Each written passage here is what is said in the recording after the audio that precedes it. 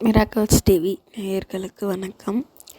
இன்றைக்கி நம்ம எதை பற்றி பார்க்க போகிறோம் அப்படின்னாக்கா, இட்லிக்கு நம்ம எப்போவுமே அர்ஜென்ட்க்கு இட்லி நம்ம வீட்டில் செஞ்சோம் அப்படின்னா, இட்லி சட்னி அரைக்கணும் அப்படிங்கும்போது, பிள்ளைங்களுக்கு ஸ்கூல் டைம் ஆகிடுச்சு அப்படிங்கும்போது நம்ம இட்லி பொடி ரெசிபி ரெடி பண்ணி வச்சுக்கிட்டோம் அப்படின்னாக்கா நமக்கு யூஸ்ஃபுல்லாக இருக்கும் ஃப்ரெண்ட்ஸ்.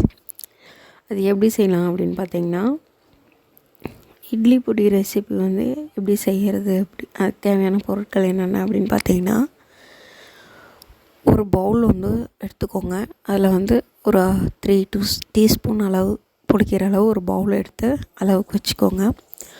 அதில் ஒரு பவுல் கடலப்பருப்பு, ஒரு பவுல் உளுத்தம்பருப்பு, ஒரு பவுல் அது பார்த்திங்களா மல்லி, அந்த மல்லி,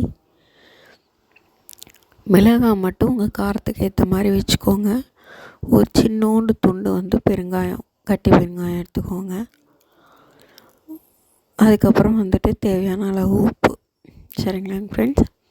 இப்போ நல்லா தனித்தனியாக ஒவ்வொரு பொருளையும் தனித்தனியாக எண்ணெய் யூஸ் பண்ணாதீங்க.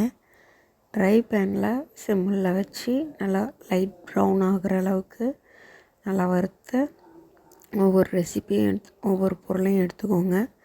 ஃபஸ்ட்டு கடலப்பருப்பு, நெக்ஸ்ட்டு துவரம்பருப்பு, அடுத்தது மல்லி, அடுத்தது காஞ்ச மிளகாய், அடுத்தது பெருங்காயம், எல்லாத்தையும் ட்ரை பேனில் வறுத்து எடுத்துக்கோங்க. சரிங்களா? அது எல்லாத்தையும் ட்ரை பேனில் நல்லா வறுத்து எடுத்து ஆற வச்சுக்கோங்க. நல்லா ஆற வச்சுட்டு அதுக்கப்புறமா கொஞ்சமாக லைட்டாக ஆயில் ஊற்றி எல்லாத்தையும் ஒரே இதில் போட்டு நல்லா கொஞ்சம் ஓரளவுக்கு கொஞ்சம் வறுத்து எடுத்துக்கோங்க.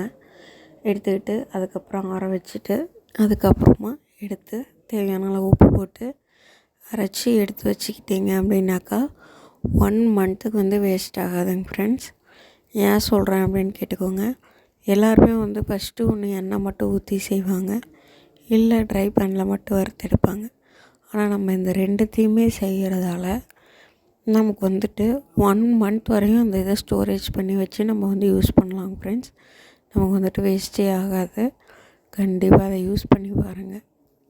சரிங்களா? நல்ல டிப்ஸாக இருக்கும். நல்லா சூடான இட்லி, சூடான தோசைக்கு நம்ம வீட்டில் நல்லெண்ணெய் அரைச்சி ஆடி வச்சுருந்தோம் அப்படின்னாக்கா, நல்லெண்ணெய் கூட யூஸ் பண்ணி சாப்பிடும்போது நல்ல டேஸ்ட்டு கொடுக்கும். அதே மாதிரி கல்லெண்ணெய் கூட சாப்பிடும்போதும் நல்ல டேஸ்ட் கொடுக்கும். குழந்தைங்களாம் நல்லா சூப்பராக சாப்பிடுவாங்க ஃப்ரெண்ட்ஸ். கண்டிப்பாக யூஸ் பண்ணி பாருங்கள். Thank you friends.